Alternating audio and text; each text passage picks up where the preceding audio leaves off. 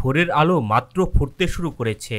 প্রতিদিনের মতোই রাস্তায় বেরিয়েছে মানুষ। কর্মব্যস্ততার সেই মুহূর্তে হঠাৎই কানে আসে এক ক্ষীণ ও কাঁপা কাঁপা কান্না।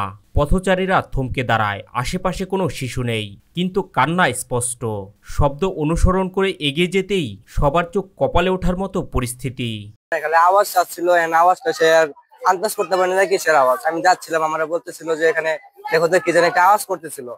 আমি তো ভাবছিলাম কালকে রাত্রে আমি কিছু এখানে পোলাবান দেখেছি যে পুকুরের ছাড়া বা বিড়ালের বাচ্চা হবে। এখানে একটা লাঠি লয়ে একটু খুঁচা দিচ্ছে, খুঁচা দিয়ে পরে এখানে আগলা মাটি দিয়ে সরেছি। কান্নাটি আসছে ঠিক রাস্তার পাশেই নরম মাটির নিচ থেকে। বিশ্বাস আর অবিশ্বাসের দোলাচলে মাটি সরাতে শুরু করে কয়েকজন। প্রথমেই দেখা যায় কাপড়ের টুকরো, তারপর পুরো কাপড়, আর কাপড়ের নিচে এক শিশু।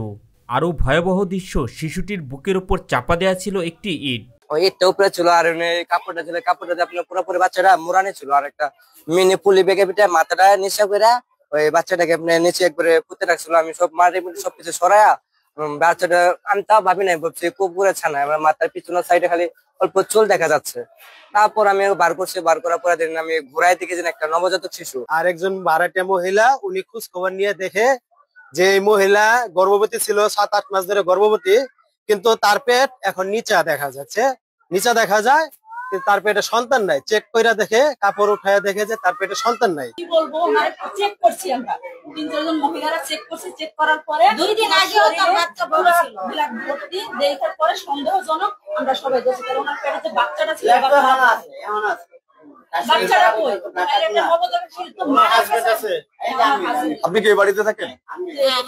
ওনারা এই বাড়িতে থাকে, আপনি এই বাসার মালিক না? আচ্ছা, ওনাদের বক্তব্যটা নিয়ে। আচ্ছা, স্বামী প্রেগন্যান্ট ছিল। মানুষজন সবাই বলতেছে তখন তো অস্বীকার করছেন। এখন আপনার যে বাচ্চা আরো বড় ছিল, পেট আরো বড় ছিল, সে অস্বীকার করছে। এখন এই একদিনে তো পেট কমে গেছে। কিন্তু উনি প্রেগন্যান্ট ছিল, ওনার পেট বড় ছিল। হ্যাঁ, পেট বড় ছিল, পেট বড় ছিল, কিন্তু তার শিকারই আসে না।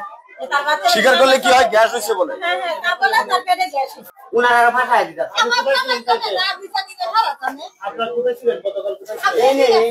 গতকালকে নাই, ঘর থেকে বের হয়নি, বের হয়নি।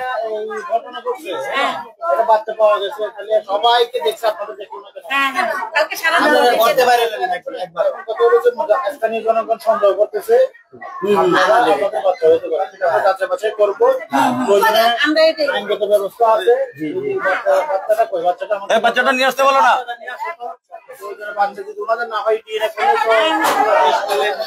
এমন দৃশ্য দেখে পথচারীদের বুক কেঁপে ওঠে। আতঙ্কে কেউ চিৎকার করে ওঠে, আবার কেউ চোখের পানি ধরে রাখতে পারে না। স্থানীয়রা দ্রুত শিশুটিকে উদ্ধার করে হাসপাতালে ভর্তি করেন। সেই মুহূর্তে এক নিঃসন্তান দম্পতি শিশুটিকে দত্তক হিসেবে আশ্রয় দেন। এমন চাঞ্চল্যকর ঘটনা ঘটে টঙ্গীর মধ্যপাড়া এলাকায়। পরে আমরা সন্দেহজনকভাবে আমরা 2-3 জন মহিলারা মিলে ওনাকে চেক করছি। চেক করার পরে আমরা ওনারা ধরে আমি আপনাদেরকে জানাইছি। যিনি এত বড় একটা ছেলে সন্তান এরকম জন্ম দিয়ে মাটির ভিতরে পুঁতে ফেলাই, যে পরবর্তীতে কিছু করতে পারবে না, এরকম কোনো গ্যারান্টি নেই। লাইট বলে দেন।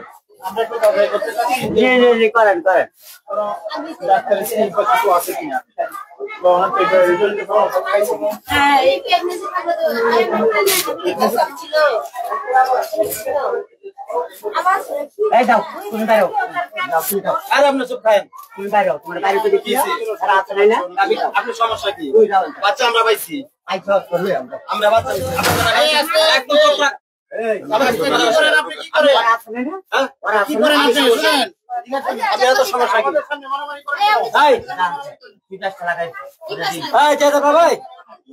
কি করতেছে?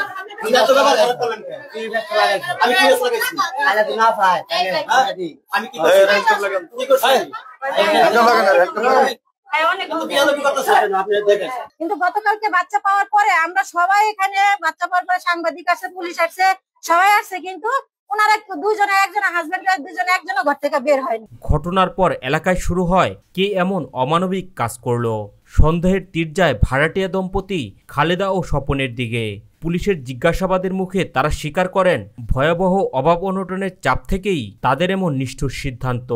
শিশুটির দায়িত্ব নিতে পারবেন না, এই ভয়ে তারা নবজাতককে মাটি চাপা দেন। বাচ্চাটা কি আপনার? তাহলে এখানে ফেলেছেন কেন? হ্যাঁ? অভাবের সংসার দেখে আপনি ফেলে দিয়েছেন? তাহলে একজন মা হয়ে কিভাবে পারলেন এটা? আপনার নাম কি? খালেদা। আপনার হাজবেন্ড এই কথা বলছে কেন? আপনি কখন বাচ্চাটা ফেলছেন? কখন? সকাল 7টায়। কেউ দেখে নাই? টঙ্গী পূর্ব থানার এসআই জানান, জিজ্ঞাসাবাদের পর খালেদা স্বীকার করেন শিশুটি তার। অভিযুক্ত মা অসুস্থ থাকায় মানবিক কারণে তাকে বাড়িওয়ালার জিম্মায় রাখা হয়েছে। নবজাতক শিশুকে কে বা কাহারা একটা মাটির একটা গর্ত করে ওখানে রেখে গেছে। একজন মহিলার প্রতি সন্দেহ পোষণ করেন যে এই মহিলাটা প্রেগনেন্ট ছিলেন এবং হঠাৎ দেখতেছেন ওনার একটা স্বাভাবিক। ওনাকে জিজ্ঞাসাবাদ করলে উনি প্রথমে অস্বীকার করেন, পরবর্তীতে আমাদের নারী পুলিশ সহ তাকে এবং বাড়িওয়ালা সহ বাড়িওয়ালা মহিলা আপা আছেন উনি সহ এবং আমাদের মহিলা পুলিশ আছেন উনি সহ তাকে জিজ্ঞাসাবাদ করেন এবং একটু প্রাথমিক কিছু পরীক্ষা নিরীক্ষা করেন। প্রাথমিক পরীক্ষা নিরীক্ষার এক পর্যায়ে দেখা যায় যে ওনার ডেলিভারি জনিত কিছু রোগের সিমটম ওনার মধ্যে পাওয়া যায়। তো ওনাকে পরে আমার মহিলা পুলিশ এবং আমাকে বিষয়টি জানাইলে আমি মহিলা পুলিশের মাধ্যমে ওনাকে আবার জেরা করার এক পর্যায়ে উনি স্বীকার করতে বাধ্য হন যে ওই বাচ্চাটা ওনার ছিল, কিন্তু উনি অর্থনৈতিকভাবে খুবই স্বাবলম্বী না। ওনার 2টা বাচ্চা আছে, সেই 2টা বাচ্চা পালতে উনি হিমশিম খায়। এখন হঠাৎ ওনার স্বামীও কিডনি জনিত রোগে আক্রান্ত, 2টা কিডনি ওনার নষ্ট, যার কারণে উনি এই নবজাতক বাচ্চাটিকে মানে লালন পালন করতে না পারবে না বিদায় অর্থনৈতিকভাবে উনি সচ্ছল না হওয়ায় উনি চাইছেন যে উনি অন্য কেউ বাচ্চাটাকে পেয়ে যেন মানুষ করে। আপাতত বাচ্চাটি যেহেতু অসুস্থ এবং মহিলা যেহেতু অসুস্থ, মহিলাটিকে আমরা মহিলা এবং তার স্বামীকে দুইজনই যেহেতু অসুস্থ আমরা যে বাড়িওয়ালা আছেন ওনার জিম্মায় রেখে যাচ্ছি।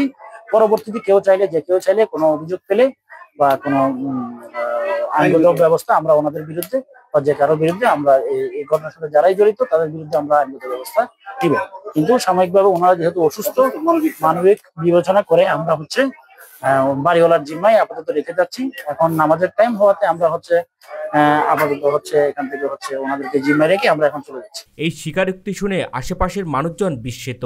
একজন মা কিভাবে নিজের সন্তানকে এমন পরিণতি দিতে পারেন? এরা তদন্ত করে তাও এরা স্বীকার করে না, যেহেতু জোর জবরদস্তি করে চাপ দেওয়া পরে এদের ভয় দেখায় পরে এরা স্বীকার করছে যে নবজাতক শিশুটি এরা সকালবেলা এরা ফাঁক ফাঁক এক জায়গায় এনে এরা মাটি পুঁতে রেখে গেছে। আমরা চাই যেন এরকম ভবিষ্যৎ আর কেউ যেন না করে, এরকম আমরা কেউ যেন না করে আর কেউ করার চেষ্টা করতে না। জঘন্যতম কাম এরা মা বাপ একটা নিকৃষ্ট একটা কাজ করে ফেলেছে।